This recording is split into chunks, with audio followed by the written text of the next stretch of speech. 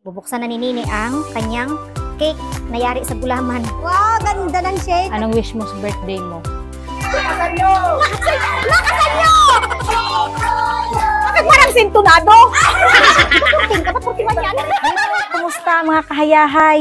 Bali, kagagaling lang pala namin ni Honeylab sa bayan. Namili kami ng panghanda sa birthday. Dahil ngayong araw ay birthday ni Honeylabs na kamukha ni Gil. Simple lang yung lulutuin naming handa. Actually, ayaw niya nga sanang handaan yung birthday niya kasi matanda na daw siya. At isa pa, hindi baga siya sanay na hinahandaan daw yung birthday niya. Nag-insist ako na gusto ko handaan ko yung birthday niya dahil ilang taon ba naman siyang hindi namin nakasama sa tuwing birthday niya kasi nga siya ay matagal ng OFW. Sa tuwing birthday niya, adi lagi na lang kaming online greeting. So ngayon, ito yung birthday niya na nakasama namin. How many years, hindi lang siguro mag 5 years na hindi namin siya nakasama sa tuwing birthday niya. Kaya nag-insist ako na handaan yung birthday niya kahit simple lang yung pang-merinda lang. Bale, yung ihanda ko ay magluluto lang ako ng pansit, ang pampahaba daw ng buhay ng mga Pinoy. And then, yung paborito ng mga bata, yung spaghetti. Tapos nagbili rin ako ng tinapay.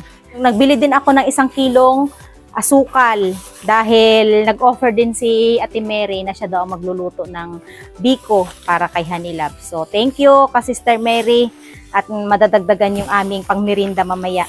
And then, dahil wala kaming cake, ayaw niya nga magpagawa ng cake.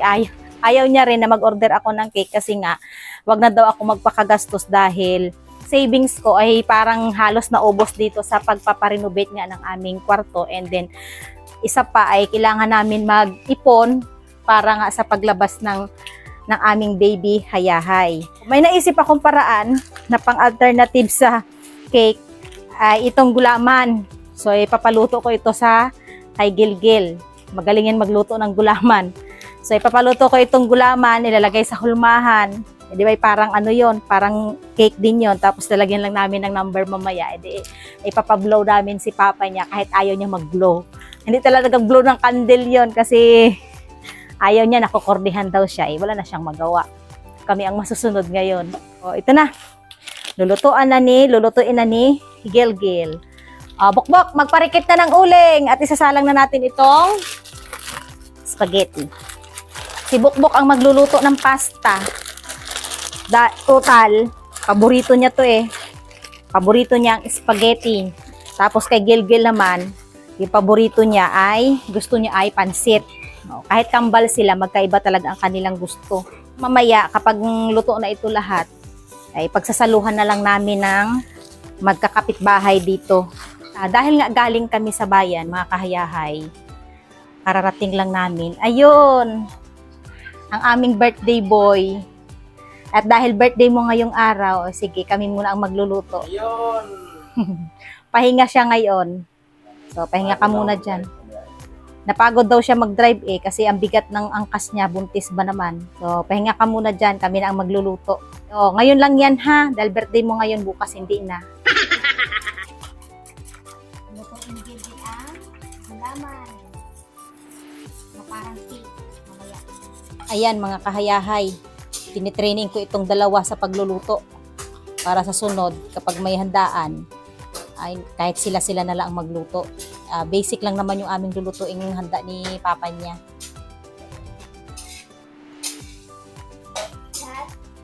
Oo, lahat ibuhos. So, nandito ako para taga-facilitate lang sa kanila at taga-command ko ano ang dapat nilang gawin. Maganda yung bata pa lang sila, involved na sila sa mga ganitong gawain. Hindi yung kakain na lang sila ng masarap, hindi naman nila alam kung paano ginawa. Maganda yung alam nila lutuin yung mga pagkain na gustong-gusto nilang kainin. Oh, si Bukbok nagsasangag ng hipon. Pero tingnan nyo naman kung nasaan ang kamay niya. Oh, sige lang, ilagay mo yung kamay mo dyan. Nagkasangag yan, nakapamay-awangan. Pero bakit para ka nagasimangot? Birthday ni Papa mo, nagkasimangot mamaya yan. Pag kinain niya ni Papa mo ang luto mo, nakasimangot siya, hindi siya masaya. Kasi ikaw na nagluluto, nakasimangot. Dapat masaya. Maupo muna. Siyempre si Mama. Habang naghihintay. Tapos habang nakaupo, ay di galaw-galaw. Maghihiwa tayo ng sibuyas, bawang. Panghalo natin mamaya sa pansit at sa spaghetti yung iba. Sige, ubusin mo kung kaya. Kaya? Sige. Kaya yan. Ayun, sakto. Ubus mo na. Very good. Sige. Okay na.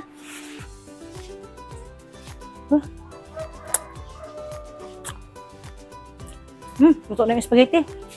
Habang kumukulo yan, hiwain mo to ng pagganito itong hipon.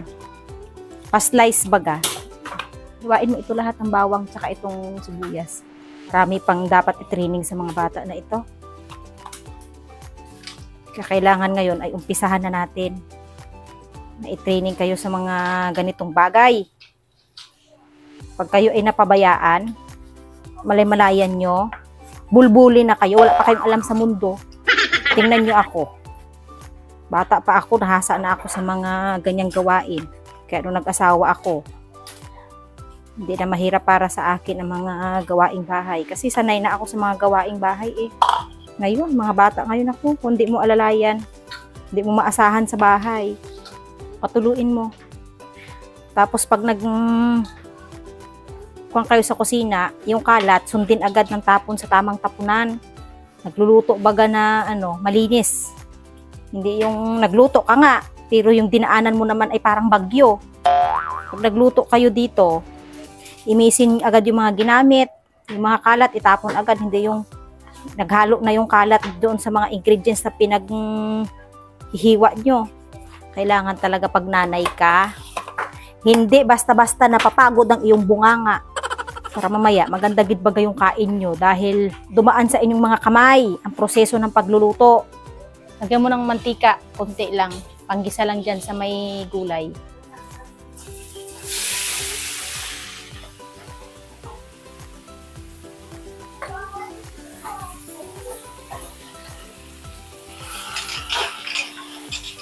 Yan, haluin mo.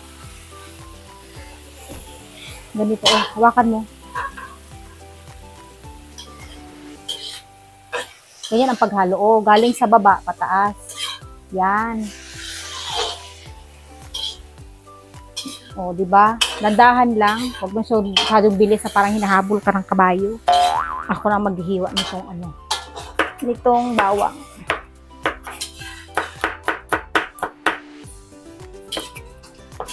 Pang tama gid ito mamaya sa merienda, alas 3. Yun, gisahin mo yung sibuyas. Paborito mo yung pansit na yan kaya maganda na yung ikaw magluluto. Mamaya naman, sa spaghetti, si Gabriel ating palulutuin. Kasunod, kapag kayo ay nag-crave ng pansit o spaghetti, alam nyo na kung paano lutuin. Pinagpapawisan ako. Mainit talaga dito sa lugar namin. Tayo punta sa North Pole. Punta tayo sa North Pole. Pwede rin, doon tayo sa North Pole pupunta. Tapos, ang kakainin natin doon ay puro yelo. Kaya mo bang kumain ng yelo ng agahan, tanghali at hapunan? Sige, buhos mo. Sige, lahat yan. Yun. Nor, pork. Ano yung pork? Anong karne yung pork? Baboy. Sigurado ka? Tao yun. Karning tao. Pork. Pag sinabing pork, karning tao. Di ba pag baboy, pig? Ano yung pork? Yun na ang tawag doon, naging hati na eh. Ginhati na. Sige, lakad na. Ikaw na. Damihan mo. Gusto ko maraming paminta para matanggal yung lansa. Masarap kasi yung pansit na may lasang hipon. Dagdagan natin yan ng nor na sa hipon. Naku, hipon. Nagsisimula sa letter S. Yun. Ito na. Okay na? Tingin. Baka naman sobrang daming paminta. Okay na yan. Gusto mo? Baka naman nasubrahan ng dami. Isama pati yung balat. Joke! Paniwala din siya. Inasama ba ang balat? Ikaw talaga. Madali ka talaga maluko. Bantayan mo pag kumulo. Ilalagay natin itong bihon. Anong English sa toyo? Soy? Yon. Soy sauce. Hindi mo ba alam na nakapagod maging mama? Ano ang nakakapagod sa pagiging mama? Oo, tama. Panay salita. Mm. Kaya napapagod din ba kayo pag nagmalitis kayo? Pero mo, tanong niya sa akin, kung napapagod din daw kami kapag kami ay nagmarites. Nako, parang hindi ko masagot yun ah. Kasi sabi ko, nakakapagod maging mama. Yung pagsasalita. Tapos tanong niya sa akin, binalik niya sa akin yung tanong, kung napapagod din daw kami kapag kami nagmamarites. Cannot be answered. Sa bahay na pagod ka magsalita, pero pag doon sa kapitbahay, hindi. Pag dito daw sa bahay, nakakapagod daw magsalita, pero pag sa kapitbahay daw hindi napapagod. Iba naman kasi yun. Kasi na-enjoy kami pag kami ay nagmamarites. Dito kasi, hindi lang pagsasalita yung ginagawa namin. May kasamang stress. Alam mo ba? Nagsasalita ang mga mama na may kasamang stress. Kasi nga, pasaway nga kayo. Stress kami pag kami panay salita ng salita. Panay saway ng saway. Sabi niya, sana daw lagi ka daw nagapamaril ng ibon para marami daw siyang makakain ng ibon. Talaga namang babae na to. Ibon na ang Grabe talaga sa ibon. galuhan ka ng nanilikaw, ibon. Agad. Nako, mahirap nito kapag may manligaw sa'yo bago ang regalo sa'yo, ibon. Nako, sagutin mo agad. Nako, di ba pwedeng litsyong baboy, litsyong baka, ibon lang palang katapat mo. Nagaipon pa si papa mo ng magandang irgan para maraming ibon ang mahuli. Paborito niya talaga ang ibon. Kaya pala nung naglilihi ako ng ibon, ikaw pala yung panay galaw ng galaw sa tiyan ko nun kasi ikaw pala yung may gustong-gusto ng ibon. Maliit yung ibon. Ayun oh. Kapitbahay mo, daming manok. Mas malaki sa ibon yun. Yun ang targetin mo. Masarap daw talaga ang ibon.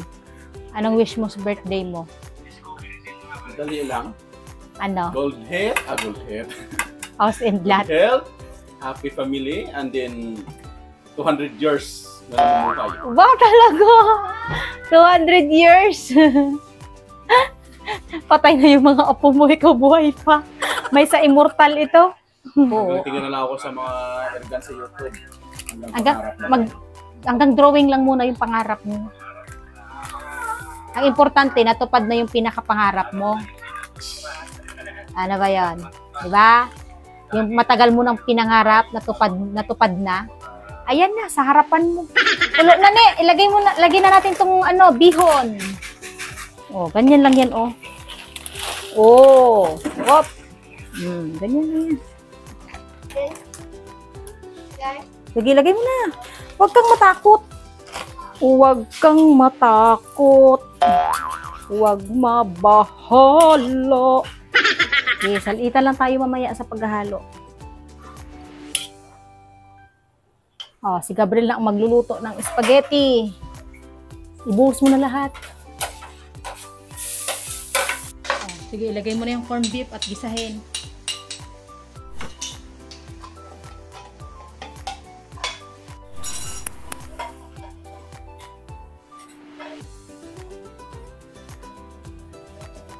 Oh, tingnan mo ang iyong kwan. Ginisa. Nabawang at sibuyas, baka masunog. Oh, ibuhos mo na yung kwan, corned beef. Yan. Good. Yan, very good.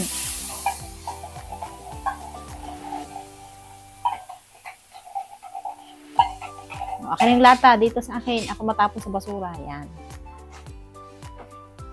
Ano ka ng pot holder? Hawakan mo para hindi kumalaw. Yan. Dandahan lang. Para ka naman hinahabol ng kabayo. Yan. Ganyan lang. May yan. Durog na yung corned beef. Durog na nga. Idudurugin mo pa.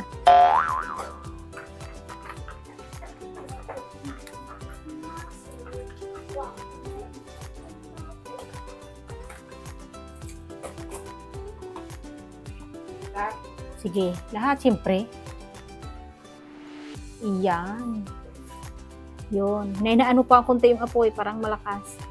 Handa ng halo. Baka magtalsikan ang mga sa lagay mo ng kwan. Paminta. Ito lang. Okay. Ganyan. Sige, haluin mo. Tapos, ilagay mo na yung iyong kwan. Yung pasas na yung pasas mo. Oh, ito na ako na mag-aabot sa iyo. Diyan ka lang. Ako yung alalay. Buhos mo. Ito pa, oh. Oh. Grabe naman, tikim. Parang lamo na yung sa iyo na yan, eh. Tikim lang mo, grabe. Kunti lang. Yung sabaw lang, yung sarasan niya lang. Ay, yung dalawang bagahan, lagayin baga natin ng pansit at ng spaghetti. Yan nga. Kasya bagayin doon sa dalawang ganyan. Yung pa yung isa, oh. Sige, ikaw nang bahala. Kahit birthday mo ngayon, ikaw nang bahala. Ano, kamusta? Masarap na? Kontento ka na dyan? Sigurado ka? Oh, ibuhos mo to, oh, kalahati lang.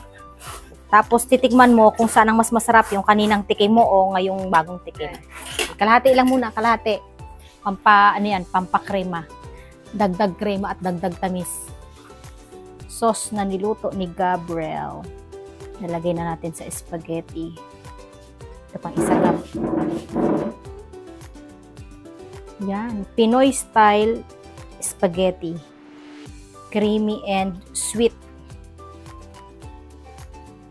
Damihan mo ng cheese, diba? Ang gusto mo ay maraming cheese. Sa naninini ang kanyang cake na yari sa gulaman. Tingnan natin kung itsura. Yun, ayan na. Yun. Ayun na. Yan, talaga naman. Wow, ganda ng shade. Tanggalin mo na yung mga ano. Yan. Galing. Cake ni Nini, ang ganda. Oh, magugustuhan ito ni Papa mo. Green. Yung number ni. Ilagay mo na. Ay, yung marshmallow muna. Kunin mo na yung marshmallow doon. Lagyan mo ng design. Ayan. Yan. Dinidesign na ni Nini yung cake ni Papa niya. Uy, may papuso-puso. Tusok mo na, Ni. Ayusin mo, parang tabingi man. May yan, tabingi na yung mukha ni Papa mo mag-blow. Okay na, yan. Happy birthday! Sing! Kanta, Toy! Papa!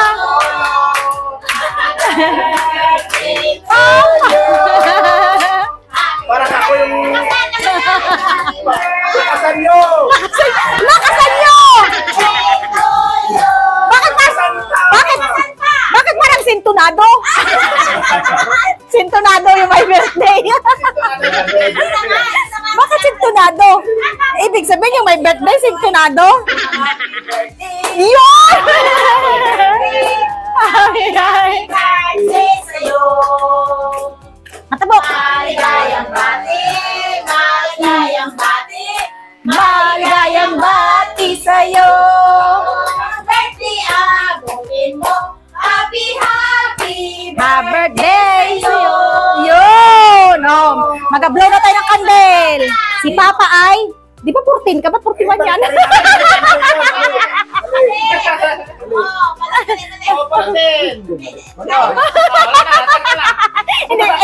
Hindi talaga mabago, 41 ka na.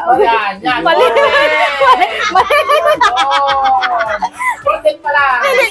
Hindi kaya tagapin ng Oh, sige. Forte. Blow the candle using your nose. Matalbog na karon yung pasas. Mamaya yan na sa spaghetti. Oh, Ayan. di ba dalawa yan? Tama, dalawang nose mo. Wish mo muna. Ay, oh, sige, wish. Ano wish mo? Wish ko ay... Salamat muna sa gumawa ng biko, si Kasister. Sa gumawa sa aming cake, si Gel at sa pansit. O, si Gil din yan. At si Hanila. Yay! Wish ko ay long life, happy family. Ayun na. Strong lagi para malakas. 200 years na edad. Yan lang. Yay! Happy birthday kay Papa! Opo. Kiss na. Sa akin. Ayaw niya. Ayaw kiss na. Parang mahin. Saan niya may... Oh, lahat daw mag-kiss! O, talit! Ang hindi mag-kiss, hindi magkain! O, talit! Natin ang okasyon na ito na nagkaroon ng kaarawan ang aking manugang Noga. Lord, napakabuti mo, O Diyos, sa amin ngayong araw na ito. Lingko sa iyo, bigyan. Una, O Diyos, may pagkatakot siya sa iyo. Kung paano ang iyong kalooban ang masunod sa Kanya, na sila'y masagana kanilang pamilya at lalo na, O Diyos, sa kanilang pamumuhay, ang proteksyon mo ay maging sa kanila. Lord, pinapasalamatan ko itong handa na kung paano mabusog ang lahat na kumakain in Jesus' name. Amen!